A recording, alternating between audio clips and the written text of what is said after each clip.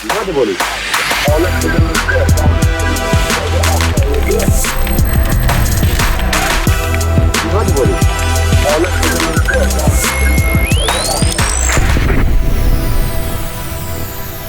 everybody, welcome back to the Human Reaction Podcast. I'm David Rand with my co-host Joe Sheehan. What's up?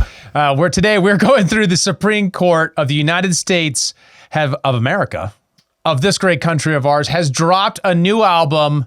It's got both bangers and flops. Oh. But we got highs and lows. We got black pills and red pills. 10 plus court cases. We're going to go through them as many as we can, up to an hour worth of content here. I'm not sure if we're going to get through them. Some of them we're going to touch real lightly because there's not much to it. Pretty straightforward. And, some are just like, woo, and I was like, but you'll need to know. You'll know what you need to know after this podcast. Absolutely. I feel very confident about that. I would say, we got to apply some sound effects to these. The good ones, it's not making sound. Oh, it's not making sound. Why is it not making sound? Hey, there we go. Yeah. The good ones. Yeah. And the bad ones. But I like my theme of the Supreme Court as a band. Yeah, It would make a really great t-shirt. You could put on the t-shirt like the AI image and they're all like, yeah. Like an album cover. Yeah, exactly. Yeah. And if you wanted that on a t-shirt, you could go to Revved Up Promo and get that t-shirt made. They'd make it for you, wouldn't they? Fantastic point. They would, in fact. I mean, because if you are looking for high quality promotional material, apparel or other cool things, they can do it for you at Revved Up Promo. In fact, they just did some for your other organization. I suppose our other organization. Yeah. Build the Dream. They just made some incredible merch for Build the Dream and Land Liberty. Yeah. We're going to have a special sweepstakes just for Freedom Fest. When we're down in Freedom Fest, people who can sign up can enter to win the awesome merch made by Revved Up Promo. We're so excited to use them with Land Liberty Movement. Absolutely. And if you want to visit them yourself, go to revveduppromo.com. The link is in the description below. And speaking of Freedom Fest, while we're on the topic, you are going to be speaking there, are you not? I am going to be speaking at Freedom Fest. It's going to be awesome. So you guys should come down and join us. We got a special promo code below. We've talked about it for like solid 2 months now. It's still not too late. You can sign up. You can get down to Las Vegas. We can have a good time. They got Kelsey Grammer's going to be there. The guy from Frasier? Yeah. Kelsey Grammer's going to be there. He's going to have a special event. No kidding. Yeah. Is he going to host a radio show? Because that would be kind of a cool throwback. That would be pretty cool. But I don't think so. No, they're just doing a special event. He's going to be meet and greeting people. Is he like a freedom guy now? I guess he always has been. No kidding. Yeah. Hey. I don't know. You just never expect it from like the Hollywood types or whatever. Right. But when they're there, we usually know. Yeah, for sure. But then every now and then get surprised. Like Rob Schneider, he was there last year. That was really cool. And he was hilarious. That was 2 years ago. Was it? Right. Yes. Right. But yeah, we had a great time. And they're doing that comedy night again. Oh, cool. And they have even more people going up to do comedy with Rob Schneider. It's going to be a blast. They have an Anthem Film Festival. They do all these libertarian films. So cool. Someday I really want Land Liberty Movement to have a mini doc on it. That'd be so cool, right? Cool. And just stuff like that. So if you want to join, come down, join us in Vegas. Promo code below, get $100 off. Let's dig into the Supreme Court cases. Okay, so what is the first case, David? Yeah, we got West Virginia versus BPJ and Little Hecox.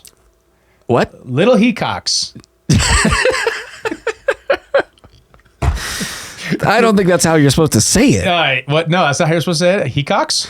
No, it's Little V Hecox. V Hecox. I don't know if that makes it any better. That's a good point. Yeah. So I made some visuals using AI. So if there's any errors, chalk them up to AI. But this gets the overall picture. I did check the overall majority and dissent on these questions. So. Just for those just listening, don't worry, there are no Hecox on this visual that he has generated for us. What was it? Are we not saying phrasing anymore? Yeah, so in this case, this is the transgender athletes / girls in women's sports. You probably heard about this one. It's got a lot of coverage. I didn't hear any errors with the coverage for the most part this week, but what I did mostly see is, this being a very ideological case based upon the question of Title IX and how we should understand gender when it relates to the state's rights to regulate girls and women's sports. So, and it's a typical federalism case. It goes out 6-3.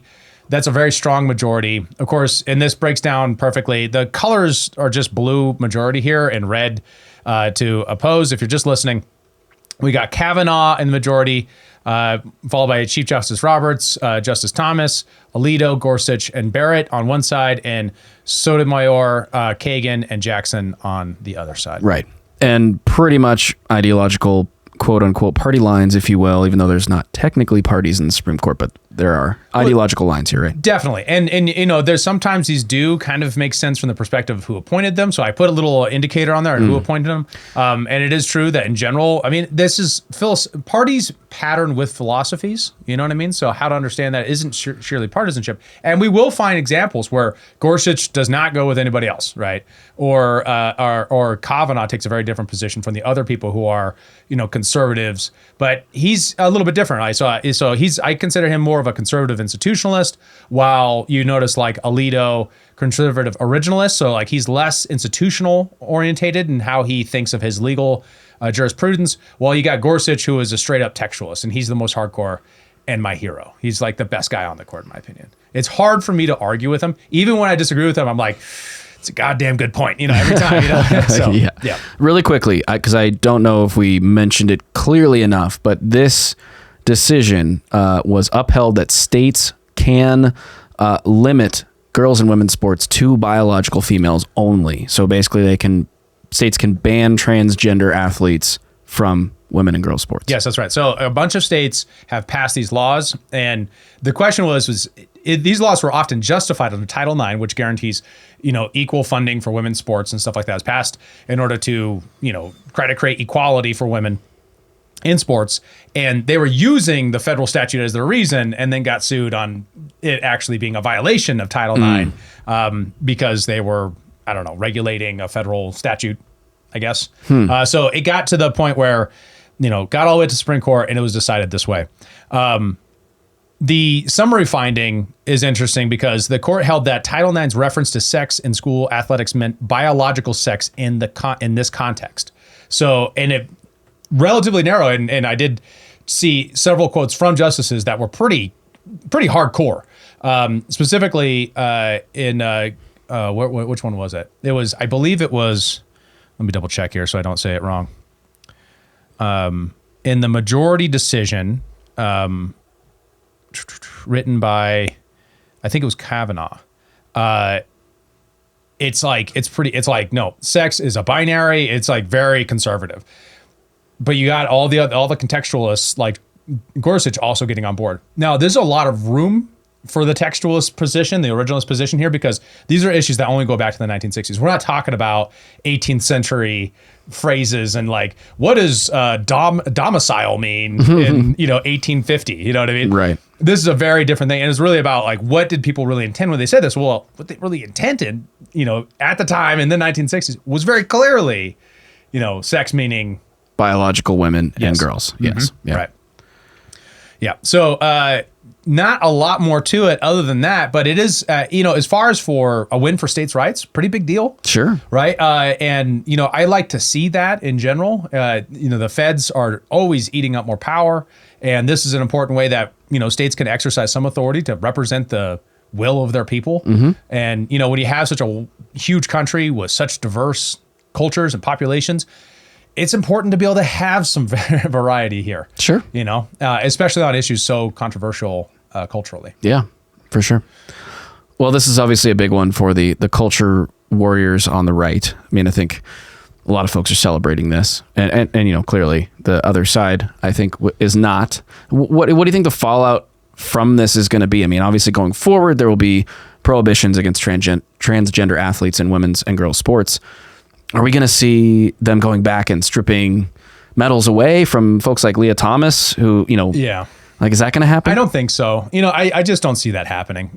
What I see is it's not going to grandfather anybody in, but it's going to say going forward, you can't do that anymore. Sure. And I think there's real open questions here. Like, what does this mean for national sports? Like, this hasn't really gotten into basketball, but the NCAA, you know, college football, like how that's going to work on state colleges and things like that, like where that really goes, because most of this is really looking at K through 12.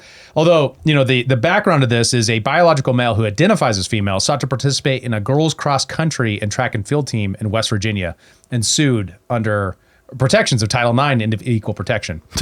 Yeah, that's Lindsay Hecox. Right. Also a biological male who identifies as female challenged Idaho's Fairness in Women's Sports Act after competing in women's soccer club a club soccer and trying out for the women's Division I track and cross country.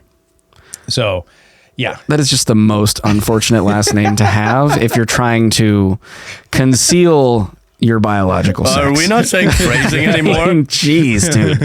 If there is not better proof than this, that we are in a simulation, I don't know what it is. So next we got the National Republican Senatorial Committee versus the FEC. Now this one I have seen reported terribly. That's why I bumped it up in the order a little bit, because in a bunch of places, if you just watched the way the mainstream news and even places like Breaking Points have been covering it, you would think that this opened up some new unlimited money into state parties. Now, here's what happened: is there the National Republican Senatorial Committee and other committees and candidate plaintiffs challenged the FECA's limits on coordinated party spending. I'll explain what that is in a second. The sixth district, which is the regional district that covers that area, rejected the challenge because Colorado 2 remained controlling, meaning that Colorado 2 was a particular previous finding on campaign finance. The Supreme Court reversed, finding that the later campaign finance precedent had undermined the earlier rule, meaning. So we've entered an interesting moment where after Citizens United, which people really don't understand that court case at all, and it's gets nothing but bad press, and no one has any conception of the other side of that argument. But since that time, there's that's a huge ruling for not just because of the cultural impact, the campaign finance impact, and all the things that mostly leftists point to, but other people point to as major problems within our politics. There's been a series of other decisions that have radically changed the way these things work. And how it basically works is that if it's a campaign committee or a party with a campaign committee, meaning on behalf of. So when you're campaigning, you can set up what's called a joint fundraising committee where, say, for example, you're a federal candidate, Joe. Okay. And you want to, you are running as a Republican, and you set up a joint committee with the Republicans, basically saying, I can now donate $2,500 to you and $2,500 to your joint committee. Now, the joint committee is limited what it can spend on. It can't do everything, but it can do things for you. Mostly what it's used is for supplements and like your operation budget and certain parts of your campaign, usually like the general infrastructure of your campaign that the party provides support to candidates for. Sure. So what happened is under Colorado 2, they were limited in their expenditures that they could do out of that committee. So they could only raise a certain amount into that committee. Sure. So even if I had 500 donors who could all donate $2,500 to me, but if I reached that, I could keep going. I could get to 600 donors. But as soon as that, total cap amount was reached in the committee, it was capped there. That was found to be unconstitutional because money is speech, in the sense that I have a right to use my dollars as a function of speech, as a way to make my voice and my opinion heard and who I support as a candidate. Sure. So I could just not do that to you. I could do that to your party committee as well, because effectively these are distinguishments in the law, but they're not important distinguishments enough to limit your free speech rights, because our free speech rights, because of the First Amendment, are very high standards. It has to have a very compelling government reason to limit. We do that with the transparency of who donated to you, and they have a cap amount. There's ways to get around that cap amount. So my wife also donated $2,500 and it's coming from the same account, but they're also, but what do you do with that, right? That's a hard thing to regulate. Sure. So what this does is it doesn't change that much, other than that it changes how that the party can keep fundraising along with the candidate all the way through the process. So it doesn't mean more money in our elections? Yes, it does. Is it a bad thing? Probably, maybe, sure. Totally open to that, right? But it is a free speech finding, something you have to contend with, right? And that's what bothers me about the whole Citizens United thing, is most people just don't even contend with the argument. They don't even understand the context of Citizens United, much less that it's about, if an individual has a right to free speech, so do groups when they get together to speak with their dollars. It's really that simple. And corporations being groups of people. Yeah. And specifically in the context of Citizens United, what people miss is that it was a case about a documentary company making a documentary about Hillary Clinton during a campaign year. Huh. That's right. That's right. That's yeah. what made the Super PAC, that. right? Which is a corporation that can speak together to advertise and talk about politics. Right. Yeah. Yeah, so it both guarantees the right of the, and that's the tricky question. And if you're an anti-Citizen United person, no problem, that's all right. We can have that discussion. But you have to be able to tell me, what I need is, I've never seen a good argument for, how do we distinguish between the super PAC that is talking about candidates and the documentary film crew that's talking about candidates, legally speaking? Difficult thing to parse. Sure. And I'm not sure that we can without an arbitrary committee on top of it saying, well, you get to speak, but no, not you. Right. So, and then it's very, very fraught. Ripe for manipulation, I would say. Yep. Yeah. So the end part is that political parties may now spend unlimited amounts of coordination with their candidates while direct contribution limits and disclosure rules remain in place. And that was really the big error. So when you're checking this out, you'll see this everywhere. And the way the breakdown is interesting, it goes exactly into what you would expect by who appointed them, and by their philosophy. I'm not surprised Roberts went this way, given his background and where he was at on Citizens United. But there's just no, and of course, like the written work here by the finding person, which I keep forgetting who that is, and in this one too, was, it was the way it argues it is within that tradition and line. What we're really at is, if you're really worried about money in politics, is you have to come up with a new solution. This is just isn't a solution that's going to work at this juncture. Even if you get everything you want, and we got a totally packed court, and we get Republicans forever to get a total justice of we had 9 justices. That's right. Yeah, 9 justices that are originalist. It's going to be difficult without like a constitutional amendment at this point. Because this would be one of the easier ones for them to punt on and just not take, in many ways. But they did take it and decided this way. Interesting. Yeah, that's I think a finding reading. Yeah. Of it. All right, next. Oh, we got the spicy one, the spiciest of the spicy. Before this, yeah. Should we talk about our new sponsor? We'll tease it, then we'll go back around it. Like real good broadcasters, we're going to be talking about Birthright Citizenship. But first, you should join us not us, you should go to YALCon. We got new sponsors, guys. We do. We are now sponsored by the awesome organization, Young Americans for Liberty. And this is a really exciting one for us in particular because, David, you and I met at the Young Americans for Liberty chapter. Showing a documentary about politics. That's right. That's right. Citizens United, baby. No. So we've been, we came up in the YAL tradition. We started a chapter at MSU with some friends of ours. And man, it was just such a great experience. And if you are out there, you are a young person, and I think that's a broad definition. Is there? I don't know if there's an age limit. We'll have to look into that. No. It's not. There's no age. There's not an age limit. It's just about. It's mostly focused around college campuses, but many people who don't go to college participate in YAL chapters. Sure. Yeah. Great. Perfect. Yeah. So if you're a young person and you're looking for people that are like-minded, that share your ideals, that want to get active, you should definitely look into YAL, because we talk a lot on this show about all the things going on in this country, and a lot of it leads to frustrations and feels like, God, there's nothing I can do about it, right? Well, YAL is a thing you can do about it. You can organize with these people. You can do what the left does really well with your own people and try to move the ball forward for the cause of liberty. And I think 100%. That's awesome. Yeah. And a lot of politics just comes to like a consumption entertainment thing. Yeah. And we participate in that. We try to be entertaining while we give you information. But that's not enough. It's just, it can only take you so far before you need to get active. You need to go do something with that knowledge. Sometimes it's just getting people to come together and deepening and spreading the message. Sometimes just activism events, of which we did many awesome activism events at Montana State University when we met, and you can too with a group like YAL.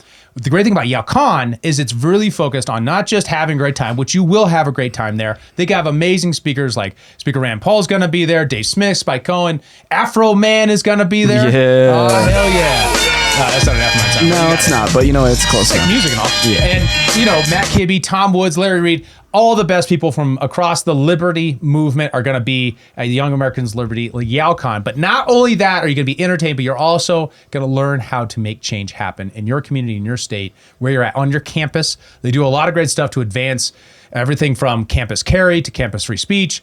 We leverage campus free speech. I'll tell that story another time here at Montana State University in Montana through YAL, and you can too in your state and your community. So if you want to go to YALCon, there is a link in the description below. Go ahead and click that link and go check out YALCon. You will not regret it. This is your opportunity to get involved. So do it. All right. So next we got the birthright citizenship. Now, if you've been on the internet since this thing came down, you've seen it, right? The case is on whether or not when someone comes to the United States and they have a child, are they a citizen? And the background of this is so detailed and so interwoven with so much American history. It's a fascinating case.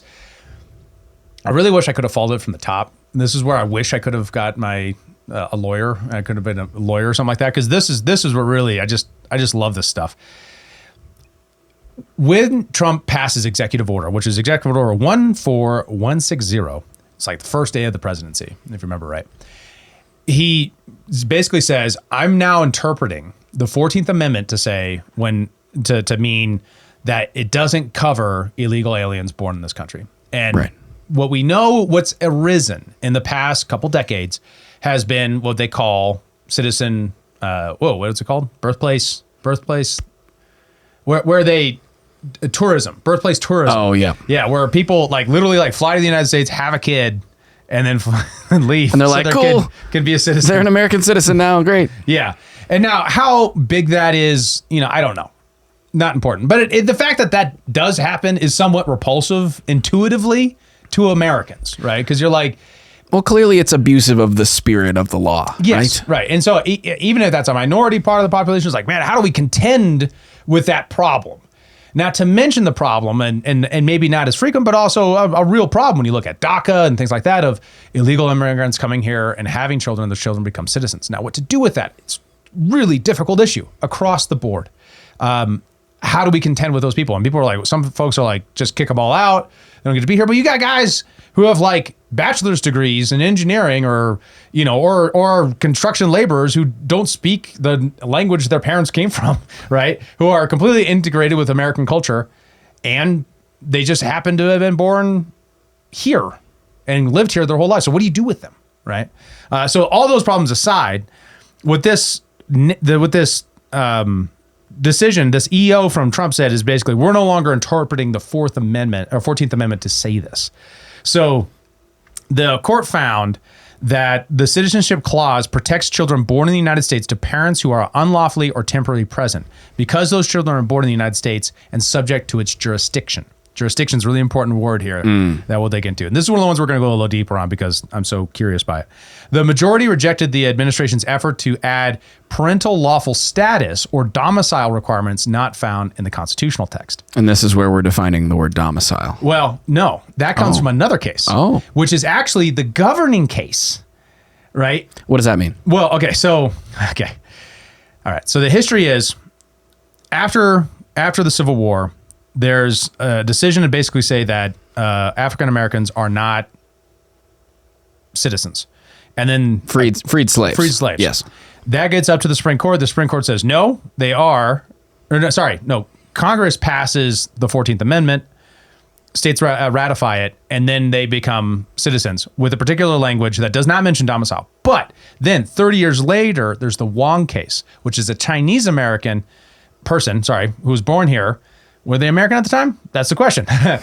Their parents were lawful legal residents who owned a business in California. At one point, their parents go to China and leave their kid here after he's an adult. He goes to join and visit them in China. So they re-immigrate back. Their domicile changes from being, in America for decades to China. He goes to visit them and then comes back and isn't allowed back in. Whoa. He sues to say, I'm a birthright citizen according to the 14th Amendment. It goes to the Supreme Court and they say, like, we got to contend with this, right? Because this is a huge problem. And they find that's where all the domicile language comes in. So the finding on the domicile is based upon English common law, right? So the reasoning from the court at the time was because the U.S. Constitution's vague about what it means when it says jurisdiction, exactly, they're going to kind of bypass that and go to older traditions. The older tradition that they applied to was specifically jus soli, Jussoli. It's Latin. What it basically means is if you're born under the king's domain, you're a citizen. You're a subject of the king. Right? Okay. Yeah. So in this case, that would apply to say if you were born within the borders of the United States, you are a citizen of that nation. Kind of. Both sides use common law in different features of it is decided over time. Because remember, common law is very old. It goes back very far. So you can find contradictive decisions all over the place if you're using it right? So there's a real challenge in kind of talking about, there's no like singular guidance here other than that America is one of the few states that actually have something like this. Most states require something of citizens, or they're binding it up in ethnicity and other sort of requirements. When you say states, you mean countries? Yeah. I mean, yeah, states. Right, nations. Yeah, right. Got it. So, interestingly, so the congressmen who passed the 14th Amendment, they based largely on the idea of who counts, who is in the jurisdiction, on allegiance to our government. That's why Indians didn't count, but blacks did. Indians being like Native Americans in America at the time didn't count because they did not accept the government of the United States. And they had their own governments. They had their own. And it was a recognition of tribal sovereignty. Right. Now, that would later get changed, and we changed that in the 1950s, I believe.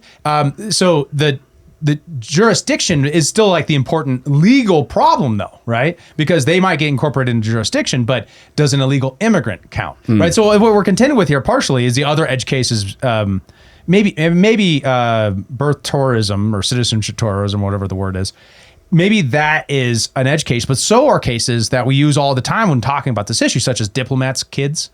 We don't count them very specifically. And it's kind of, the 14th Amendment, it's kind of trying to contend with that. So it's like the full jurisdiction. So think of this. Jurisdiction now, when I just say that, what most people think of when they think of government and jurisdiction, it's like, if I drive across the state lines, that cop can't get me anymore because I'm not in his jurisdiction, right? That's not really what the word meant at the time in the sense that they're using it. Right. What it means is are you a subject of a foreign power? So the thought experiment, if a tourist comes to the U.S., he has to obey our laws, but he's not fully susceptible to U.S. jurisdiction in the sense he can't be charged with treason. Right. He doesn't register with the draft. Right. You know what I mean? Like there's a different relationship between the tourist who is subject to our traffic laws and is subject to a bunch of other, but isn't subject to all of the obligations and other things that go with being a citizen. They don't pay taxes. Like there's so many other ones that you could point to. Just think about it. Yeah, they might pay sales tax. Yeah. They'll pay sales taxes. Mostly that's the states though, right? Yeah. Right. And does that and would that make you a citizen? Is there any sensible way, and just like not even thinking about any of the context here of America and the freed blacks and the Indian, none of that stuff. Does it really make sense to have it so that anyone can just be born here and become a citizen? Like, is that really what's going to maintain our polity over time? It's a reasonable challenge. Yeah. Right? It's a big problem. I totally get that. Yeah. But contending with the history is really difficult because America and our background lead this direction reasonably. Now, a lot of leftists kind of take it like it always meant this and never meant anything else, and there's never been discourse about it. That's not true either. Just like I said with common law, jus soli kind of justifies some of it, but there are other parts that the Supreme Court didn't look at back there that would also justify things, such as, for example, when it wouldn't be true is if this was old school England and you were a Frenchman who came over there and had a kid, they wouldn't necessarily consider them free British. Right. So there's an interesting thing there. Like that's where domicile came into it, right? Is because that Frenchman, would need a different set of circumstances, a long stay, a permanence there to become considered a citizen, right? To get all the rights of an Englishman. So there's also another one that comes in here with the slaughterhouse case. So this was 4 years after. So they passed the 14th Amendment 4 years later. Sorry, jurisdiction. The phrase was intended to exclude from its operation children of ministers, consuls, and citizens or subjects of foreign states born within the United States, which obviously includes illegal immigrants. Right. So like there's court cases that go either way. The most recent one's Wong. Now here's the other part of it. Gorsuch, my boy, he leans on Wong to make his argument. So it isn't enough to just be subject to the law of the U.S. America has he argues that America has a distinct tradition from Britain in this particular case because of our case law, rooted in permanent allegiance and integration into the political community. So you said there's something unique about the American tradition here that's different. Now let's get into the breakdown here. I'll bring that up. There. So this one gets crazy, right? So you have the dissonant on the left, which is originalist conservatives, and then Gorsuch our textualists. Kavanaugh comes in the middle opposing it based upon the EO being illegal because it doesn't comply with the 1958, they pass a law to basically, okay, so this is how it works. So you pass a constitutional amendment. The constitutional amendment requires you to take statute passed by Congress to then implement that amendment in your immigration law or in the way that you count citizenship. But so executive orders are meant to be very specific things, right? They're meant to say like, this is what the ideal executive order is. This is what Congress has told me to do. And this is how I read that. Right. And there are good faith and bad faith ways of doing that. And we don't really have a solid challenge to executive orders. In fact, the Supreme Court traditionally has been relatively hesitant to challenge the president on any Supreme Court or any executive order or many executive orders. The exception being things like when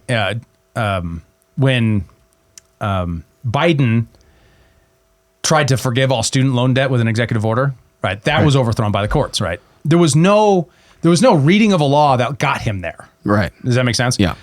DACA is a really interesting one, specifically in the immigration case, because it's based on, he makes an argument that he's implementing to pass DACA. And DACA, what it was basically said, if you're a dreamer, is what they call them, is if you're one of those people that your parents were illegals, had here, and you've been raised here, you are now a citizen. He tried to just make them citizens by executive order. Mm-hmm. That's the famous, Congress won't act and I have a pen and a phone, so I'm going to act case, right? So he takes that action, and then it basically gets picked at by courts, but never actually solved on the question. So that's the biggest challenge to my case, in that executive orders are meant to be statute based. They can't be constitutional based. Right? They can draw constitutional powers. So other executive orders like Lincoln freeing the slaves, well, that's a military strategy in a conflict, right? There's a military argument there. There's at least a patina that you could rationalize that. Sure. There are other ones too that you could make a point of like, okay, at least that's within the commanders and chiefs' powers to direct foreign policy or to direct a conflict. Yeah. But other ones like, during the Korean War, President Eisenhower, he actually nationalized for a little bit our steel industry by executive order, and that was overthrown, right? So there's even challenges on that front. So it's a very interesting set of conflicts across the jurisprudence that winds up with where Kavanaugh says I am falling with the judgment of the majority, but on completely different grounds. It's because I'm in dissents in part from the case. He says it's constitutional for him to do this in pursuit of the 14th Amendment, basically because the 14th Amendment was originally found right, but it's not compatible with the law that they passed in 1958 to implement the 14th Amendment. So he's cutting a very fine hair there, right? Jeez, no kidding. But that's why it turns out to be 6-3, right? And so the majority opinion being Chief Justice Roberts, Sotomayor, Kagan, Barrett, and Jackson. So you notice that Barrett's standing over there as the originalist textualist for a reason, right? Because there a lot of original reasoning here does go to, well, that's our inheritance from the common law. That's how a lot of American institutions actually worked. Because if you think about it, when we're a colony or we're coming up as a country, there's a lot of people coming in and out all the time. So how do you count people? Right. You can't have a citizenship test. You don't have the logistics to do a citizenship test, hardly, right? So you make as simple a system as you can. But then Gorsuch, my boy, he says Wong was found right, and the executive order is legal, even though because the text by Congress passed in 1958 is pretty much a restatement of the 14th Amendment. So it complies with the original understanding of jurisdiction. If you use that in both cases, it follows that this is constitutional. Mm-hmm. So really interesting. But my criticism of what I don't understand is he never references the 1958 law that I could find. Right. So he's kind of, I think, making the error in that he's saying, well, he can kind of go off the reservation of what an executive order is in this way and just do something to reinterpret to interpret the Constitution. But that's not really what it should be. I mean, the Congress has a greater responsibility to interpret the Constitution and delegate that power to the presidency, especially with domestic affairs. Right.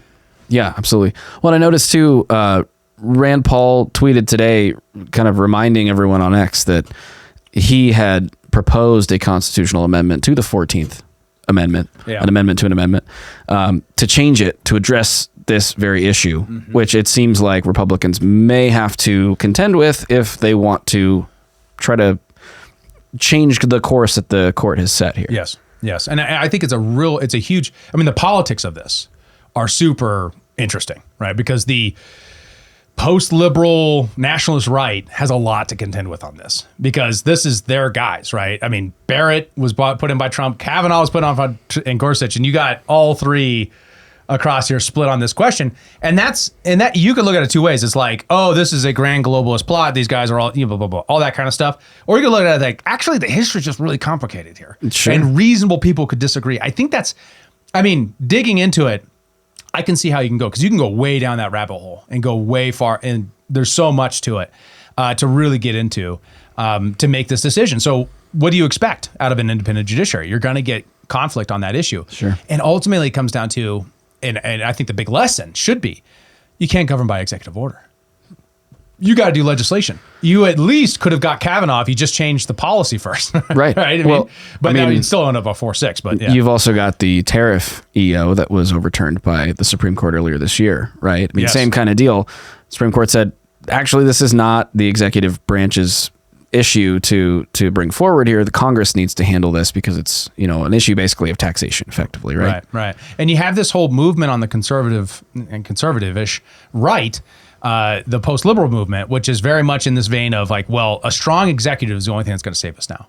The only thing we can't rely on Congress. We just need to have a strong man who can change the country in a FDR, Julius Caesar kind of way. We're going to change it. We're going to change the country. Yeah, exactly. And that perspective is being challenged by these institutions. And so how they're dealing with it is like, well, the Constitution is just meaningless. It doesn't mean anything. And my challenge to that is like, how do we get back to being a republic? Now, everyone wants it to be Gladiator, right? The lane scene of Gladiator, he kills the emperor and he's like, I'm going to turn it back to the republic now. That person's exceedingly rare. Number one. Number two, is that person Donald Trump? Very good. Which is a reasonable challenge, like even if you like him, the guy's not, I don't know. He's no Russell Crowe. Is he that guy? He's not Russell Crowe, right? Maximus Dominus, whatever it is. So yeah, it has to get to the place where we're looking at constitutional convention, or some kind of constitutional process passed by the states. That's one that's been under leveraged in this area. There's many states that would pass a constitutional amendment to the U.S. Constitution, starting with the states. That can be done, but it has to be confirmed by Congress. So how do you make that happen? Right. All right, next we have Watson versus the National Republican Committee.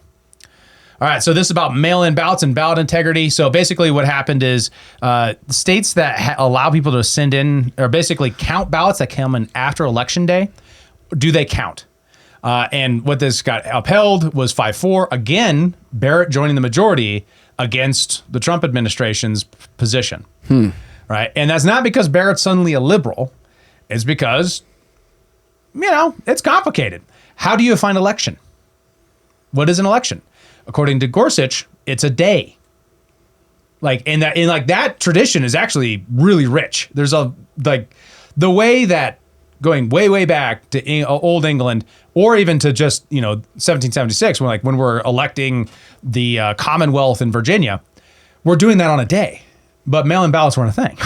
So how do you do that? Well, I think a reasonable originalist textualist reading of the law would lead you to believe that it is a day, but doesn't need to be a day.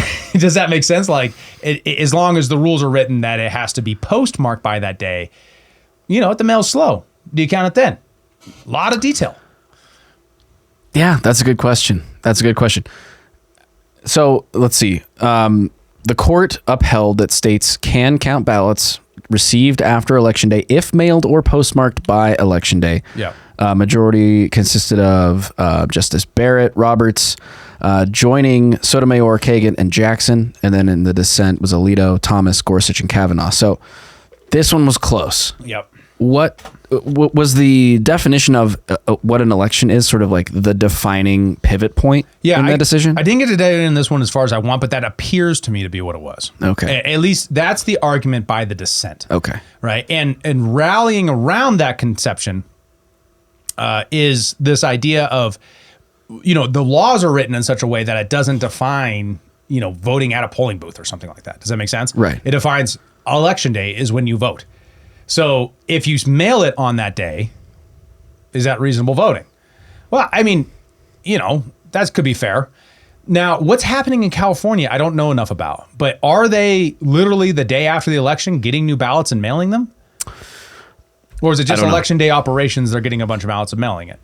I'm not sure. I mean, to me, I think a lot of people are wondering, are they just manufacturing ballots? Well, look, right? I'm the first one to say that I think election integrity is criminally, no pun intended, criminally under prosecuted and under investigated.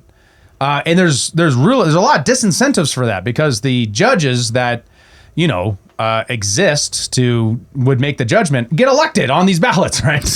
So, in most states. They don't want to admit that the ballots that elected them might be a little bit screwed with? Yeah, also, it's incredibly expensive. It's very difficult to tease apart. It's not a simple thing. So, I don't know. I don't see them. I feel like it could be a simple thing. Right? Well, no, it's actually, what do you mean? Why do you think that? Just the process of an election. I mean, I understand. It's a complicated thing. You got a ton of people that you need to process through. You got people overseas. You got people here.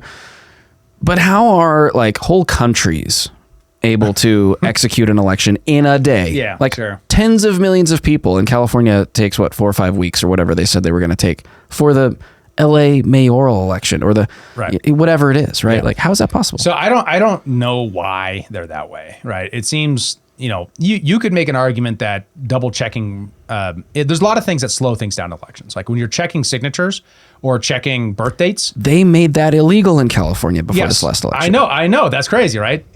Lots of states check those things and yet still make the time.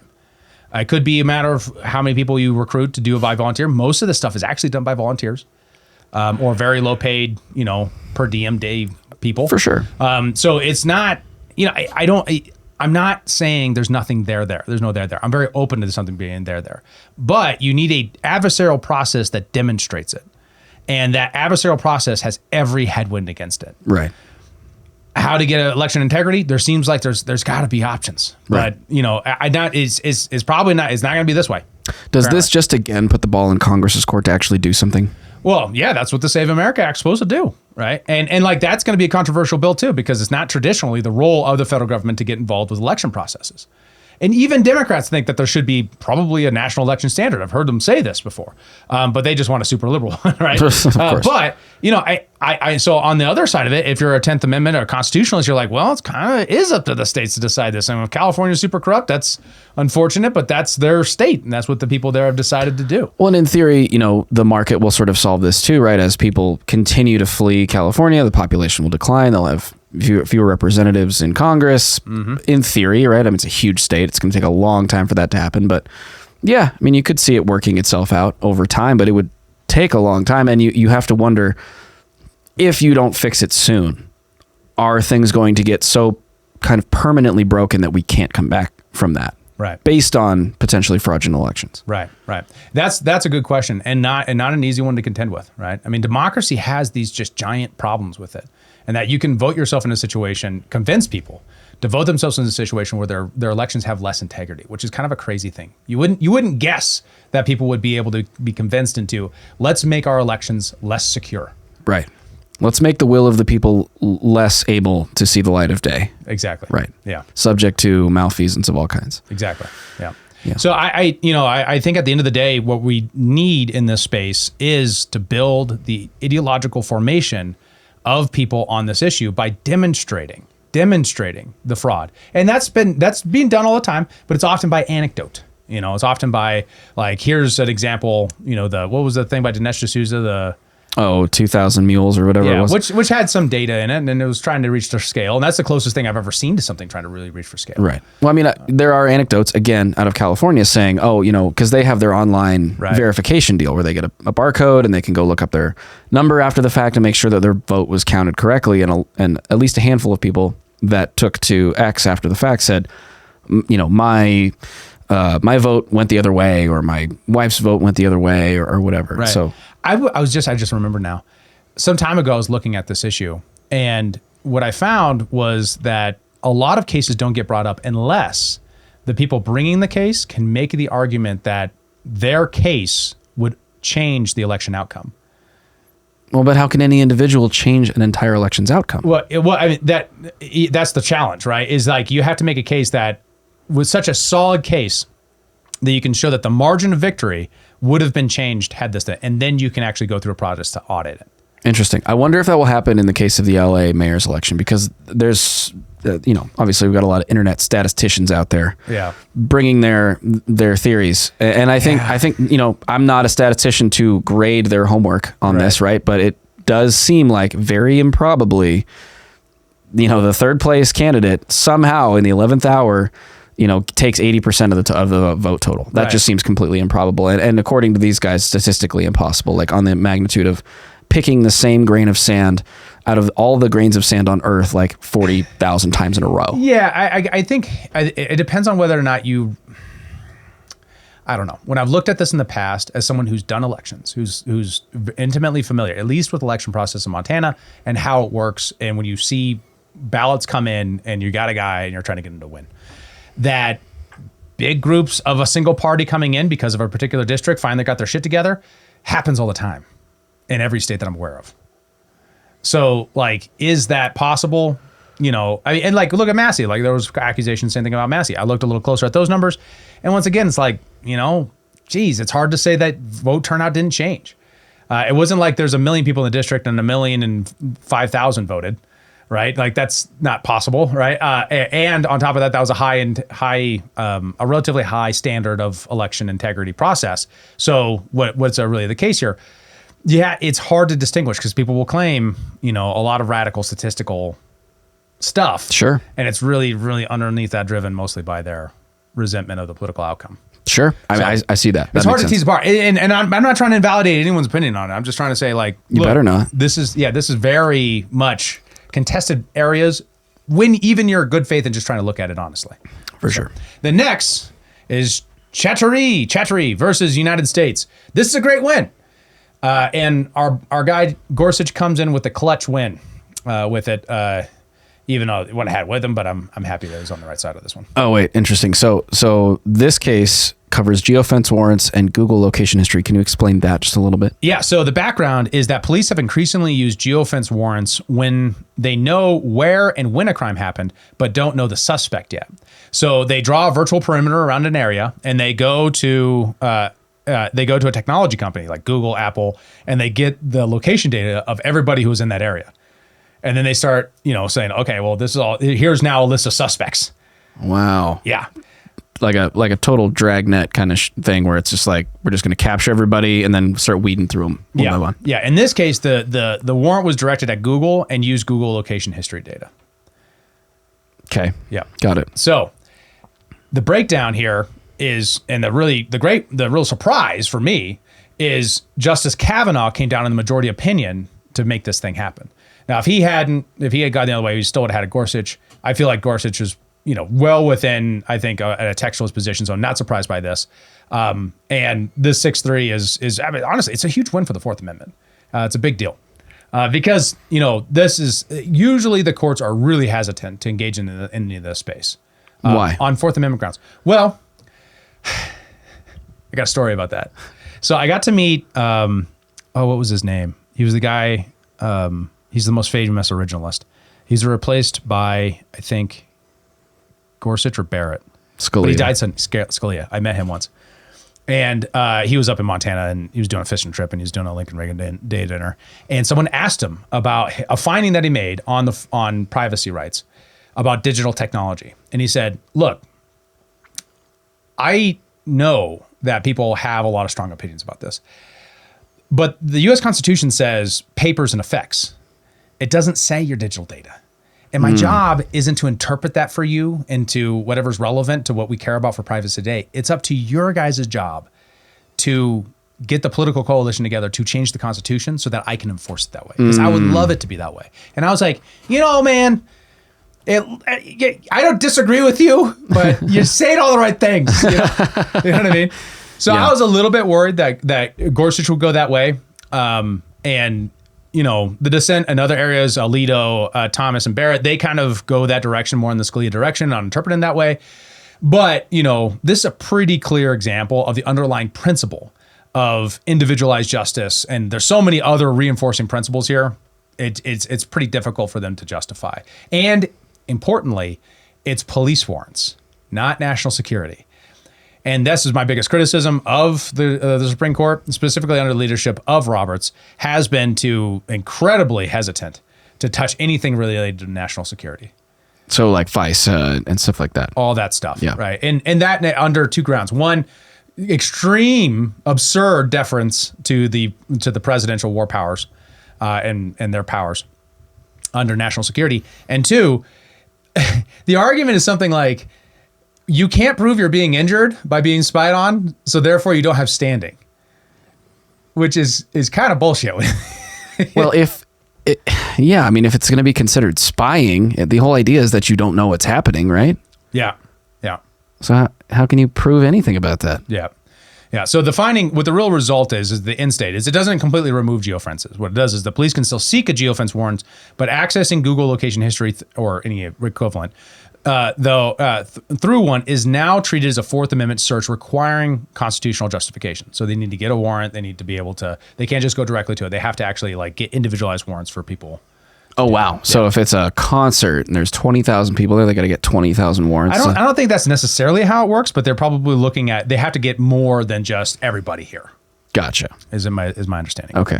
But once again, that's something I got to get super duper deep into. All right. So we got two that are kind of paired up, and these will go pretty quick. We've got Trump v. Cook. This is where he tried to remove a board of member of the Federal Reserve. Lisa Cook remains on the Fed while the litigation continues, is pretty much what happened here. But this was found on basically the case that the president can't remove a Federal Reserve governor because of the rules, right? And how the Fed is set up. Outside of government? Yeah, kind of. That seems to be it. I mean, the key... Well, let me just read the background and maybe we'll tease it out. Sure. So President Trump attempted to fire Lisa Cook. He's a member of the Federal Reserve Board of Governors after allegation involving mortgage documents. Right? Cook argued that the Federal Reserve Act allows removal only in the case that she had received neither adequate cause nor required pre-termination processes. Basically, he fired her too quick. Right? So it's a pretty narrow finding, and some people are kind of blowing it up, but process matters a lot in government. So it's kind of like you have to do a sufficient amount to have a case to fire somebody according to the rules as they exist. And we haven't changed those rules. Those rules are written by Congress. Right. So the president should have limited powers to do this, in the sense that we can't have until Congress says you can do fire under any circumstances. A lot of these rules were written in the progressive era. I don't like them because what they're all originating, and this is true for the FTC one too, but this is mostly found on the minutia of, did the president follow the rules enough? So when people say, and I've seen this kind of covered kind of badly, and that's the other case I'm talking about is Trump v. Slaughter, where an FTC commissioner was fired and they upheld it. And that appears to be mostly founded on the case, not that, well, the bankers always get what they want, which there's something true about that. I understand where people are coming from there. They're trying to make a meta point with that. But it's also that, he followed the rules in one case and not the other, kind of. Seems to be where most of the discourse happened when I was looking through the discourse on the issue. Makes you wonder who's around Trump that's not advising him on hey, you can't just do that to fire Lisa Cook in this way. You have to go through these steps. Well, I think that's where the post-liberalism thing comes in. They're like, we're just going to break stuff and see what we can make happen. Like, the Supreme Court should be on our side. We appointed a bunch of, I don't know. They can't be that silly, right? But you also know, there's a lot of, in these arguments, that's the minutia that's determining the outcome. In part, because they're not, the court, if you get a textualist in and you say, okay, your goal is to, you get the Federalist Society saying, these are the good guys. The Federalist Society of a good guy is a guy who reads the law as it's written within the bounds of the Constitution, which places substantial, in its original formation, substantial rules on the presidency. Right? Yeah. So there's Trump makes this promise before he runs to the Federalists in order to get conservatives on his side, that I'm going to appoint somebody from the Federalist Society, one of the good guys. And, he probably does that without really knowing what that means. Right. Right. Someone's probably just telling him like, hey, you should look at them. It's a good political strategy, Sure. right? And this has been very overt from the very beginning. In fact, this is something that the Democrats try to use against them. When every time I was like, that sounds awesome. You're not hurting my opinion of the guy. In fact, it's one of the reasons I might like him. So the strategy being like, you have two forces. One is like, well, we need to get the conservatives on their side, so we're gonna get the Federalist guy. But all the post liberals are like, we're just gonna do stuff and break stuff and like make it happen because it's just that desperate of a moment. There's a case there. I'm not saying there's no case there, but unfortunately, you put all the people in who are gonna be like, well, you didn't follow the law, actually. And I'm a lawyer who takes the law very seriously. Right. So he actually picked people who are going to pick out the minutia that he doesn't follow because he's just breaking stuff. yes. Wow. Well, that kind of backfired on him on some of these hotter topics. Exactly. Next, we got Monsanto Company versus Durnell. Now, this has gotten, I haven't seen this on a lot of major media, but I have seen it on like Instagram and places like that. It's interesting because the background here is pretty unique. So Roundup litigation turned on whether a state juries can impose liability for failure to include a cancer warning when EPA-approved pesticide labels do not require that warning. The broader issue is who controls pesticide labels, federal regulators through FIFRA, or state tort law through jury verdicts. So a jury found liability for causing cancer-causing pesticides from Monsanto through Roundup. And part of their decision was like, now, as a jury, we're going to say you need to put labels on this. And basically says, like, tort can't do that. Now, tort has done that in other places. So there's a good case there to be like, there's something fishy going on here. Right, because tort is civil law, not criminal law per se, right? It's different. Or is that the distinction there? Oh, yeah, there is a distinction between civil and criminal. Absolutely, yeah. Well, but why can't tort do that, I guess, is the question. Well, this is a conflict between tort and regulatory law. Oh, okay. Right? Which is what makes it so interesting, because you look at the breakdown, right? You have a lot of the conservatives, Kavanaugh, Thomas, and Barrett deciding with the majority that they can't, but you got Gorsuch on the other side. That's why he's my G, man. Like that guy, he just does not care. He's going to write what he thinks, and I love that. Yeah. The case turning on, okay, so I'll try to steel man the opposition. Well, hold on, really quick. Yeah. Let's just make sure we've really firmly cemented what the outcome was. Yeah. Okay. Yeah.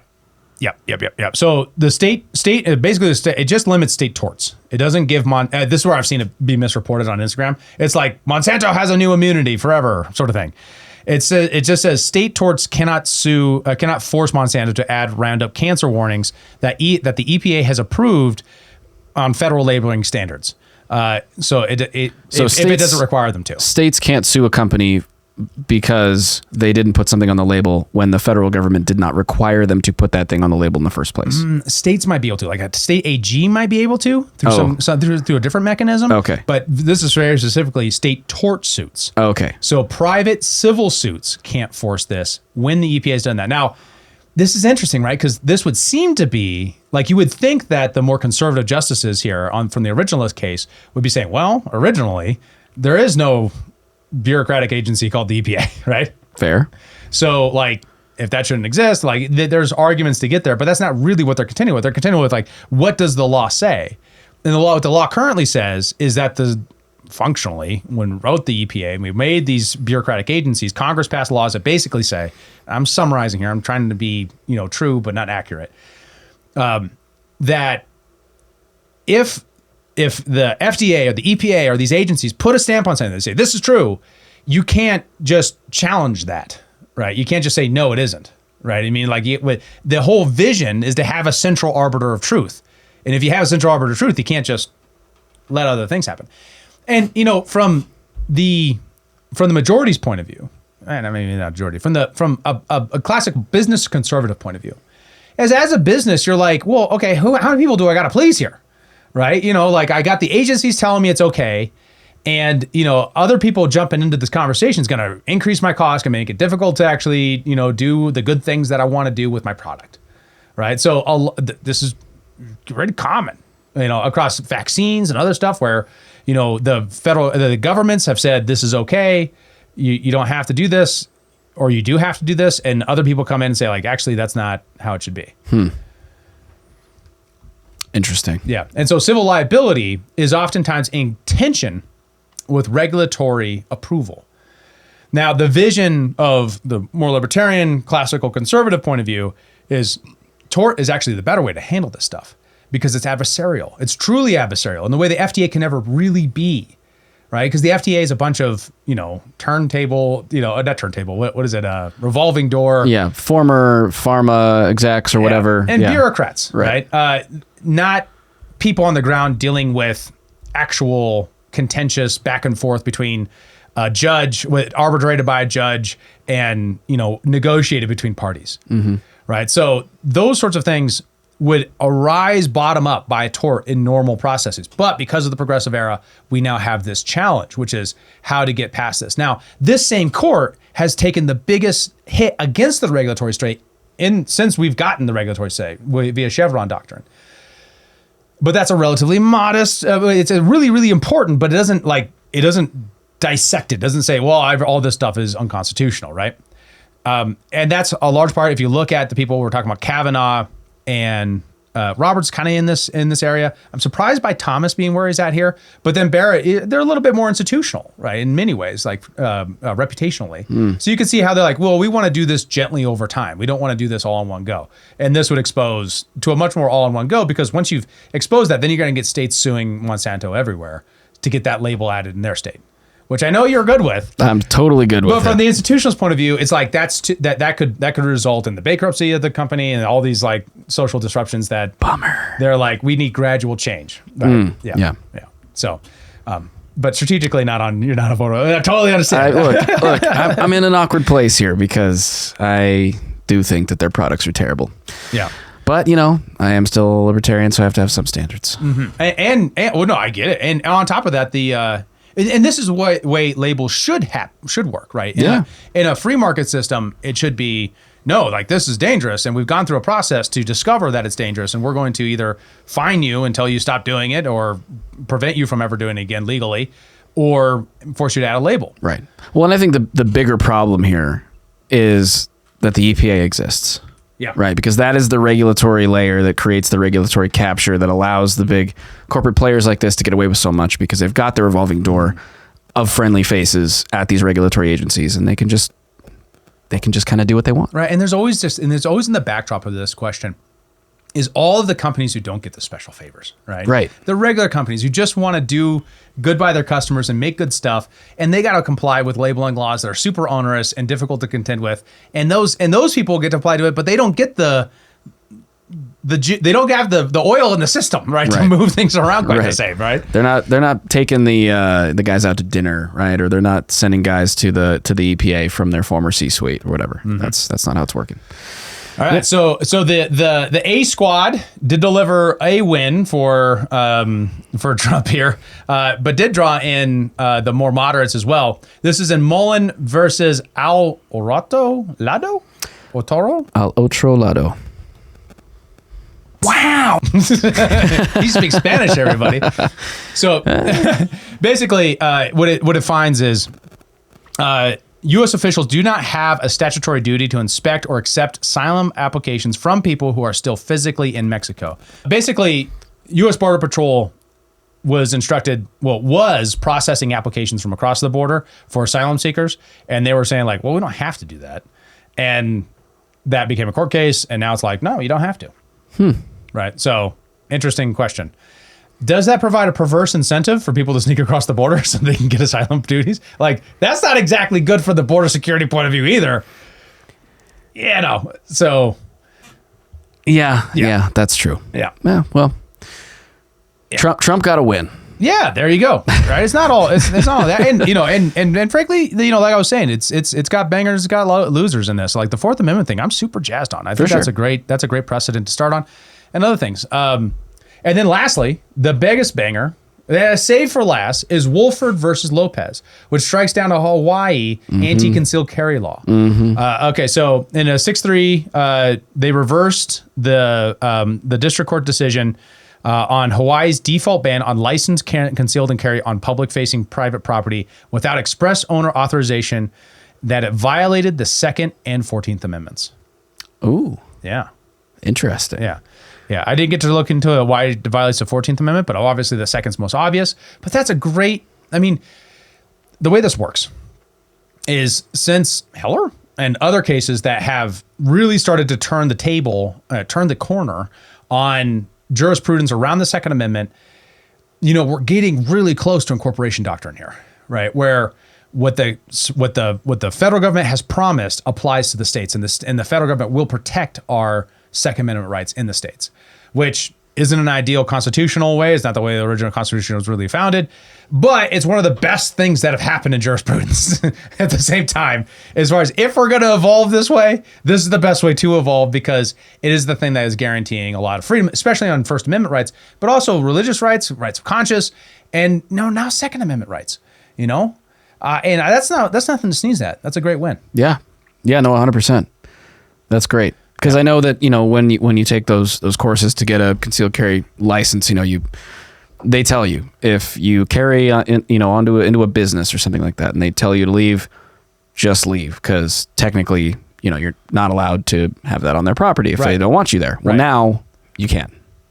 Yeah. That seems to be what I'm interpreting. Yeah. Okay. So let's get the background. So after the last finding, which is called Brune, Hawaii replaced its old restrictive carry permit regime with new rules. One rule made it illegal for licensed concealed carry holders to carry on private property open to the public unless the owner expressly allowed it.